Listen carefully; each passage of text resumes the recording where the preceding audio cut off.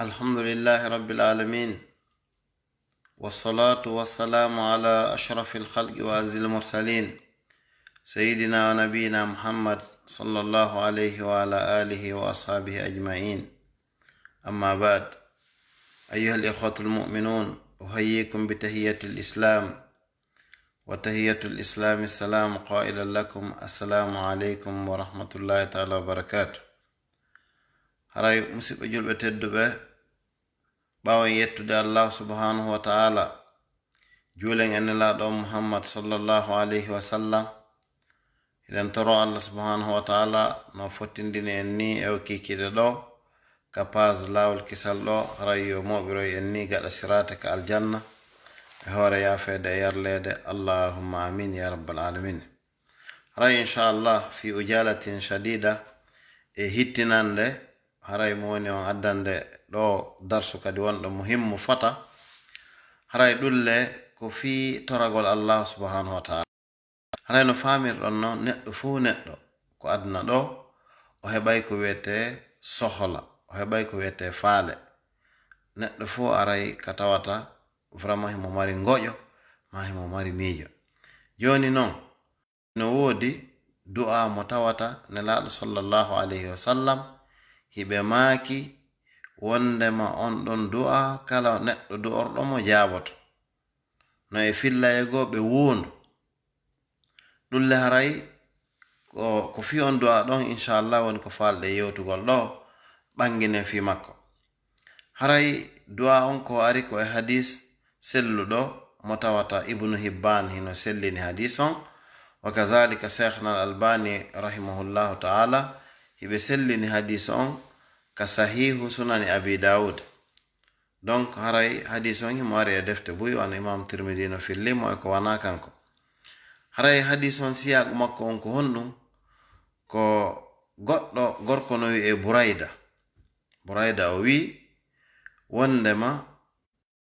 kanko burayda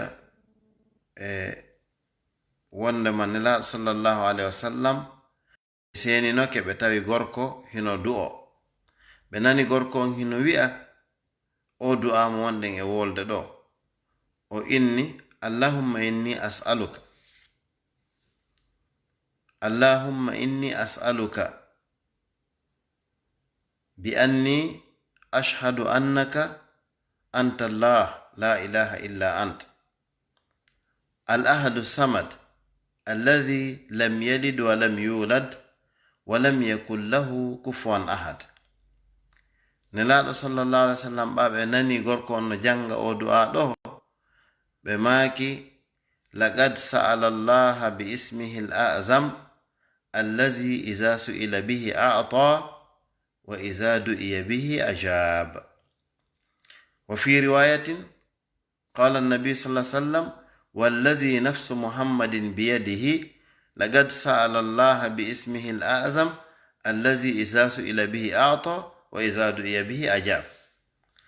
nelaɗo sallallahu alaihi wasallam nde ɓe nanno gorko on hino du'ora o du'a ɗo, ɓe maaki o gorko ɗo o du'ori du'a mo tawata kala tororɗo mo Allah jaabinay, kala landorɗo mo Allah goɗɗum Allah okkay on tigi. e fillayego nelaɗo ɓe wondu ɓe maaki mi wondiri on mo wonki anki woni e jungo mum. o gorko mo mi nanno du'o ɗo, du'a mo o du'ori on ko du'a tawayɗo kala du'orɗomo kala probléme ko on tigi jogi Allah subhanahu wa ta'ala jaabina itta probléme on fiw. donc haray ko on du'a ɗon mi faala yen sendudu ka kikiɗe ɗo. haray hino woodi ton du'aji go arɗi tororɗi Allah wano ko yowodiri e ismullahi al-azam, yani karmakoɓe no yewti fi mum haalaji ɗuɗuɗi. kono fiyon ɗum wati mi ƴetti o hadis burayda ɗo, haray karmakojo meɗe wiyeteɗon ibnu hajar al asqalani ɓe maaki kala du'a uji arɗi ɗin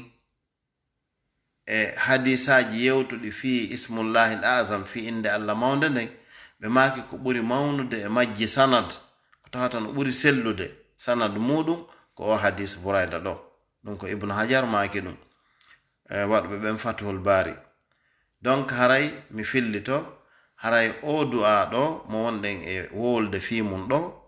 ko du'a mo tawata nelaɗo sallallahu alaihi wasallam ɓe wondi ɓe maaki kala du'orɗomo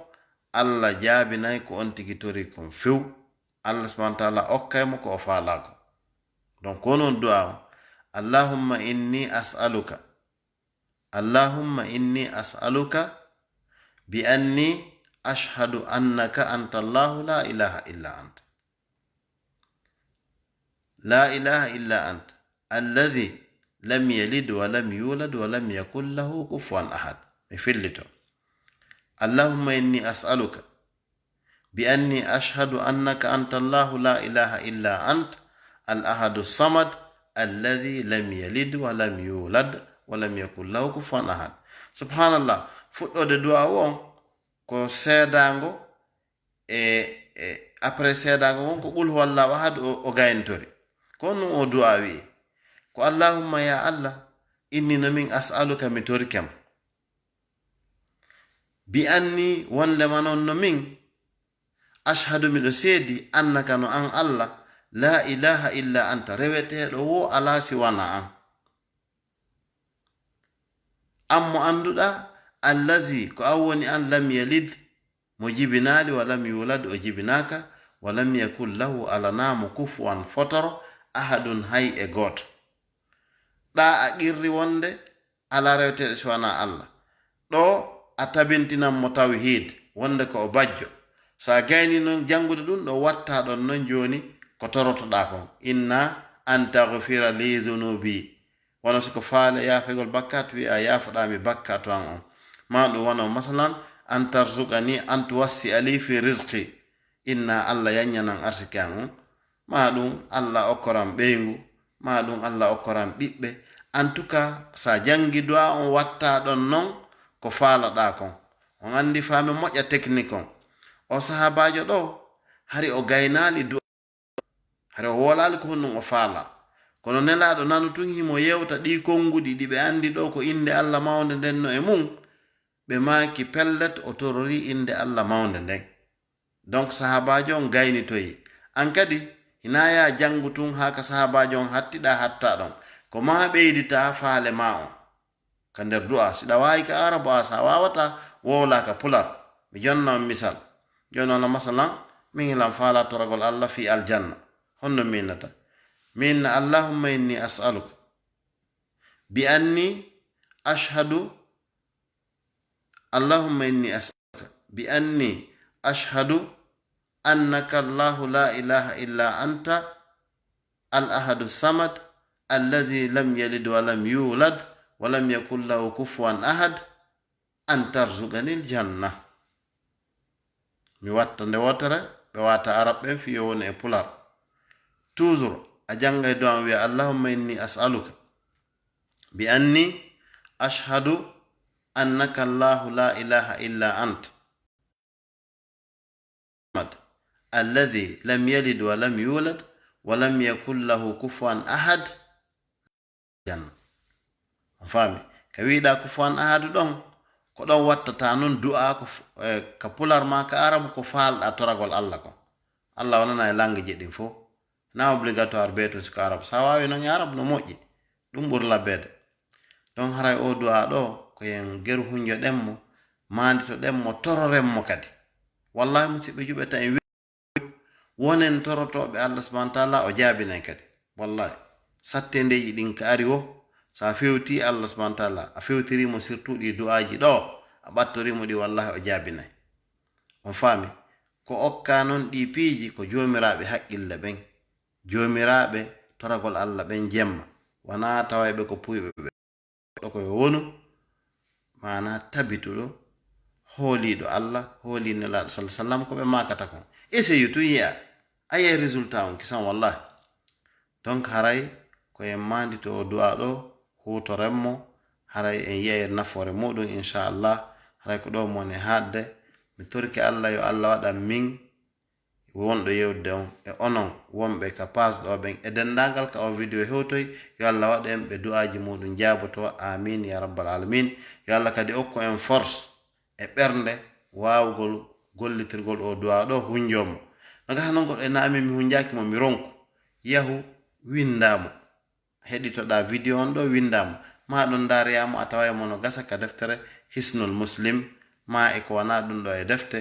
haray tigi tigi on tigi gera hutoramo en torki Allah kala partage ɗo video ɗo yalla subhanahu wa ta'ala waɗu mo jabutoɗo du'a ya arhamar rahimin ya rabbal alamin sallallahu wa sallam wa baraka ala sayyidina Muhammad wa ala alihi wa ashabihi ajma'in wassalamu alaikum wa rahmatullahi ta'ala wa barakatuh.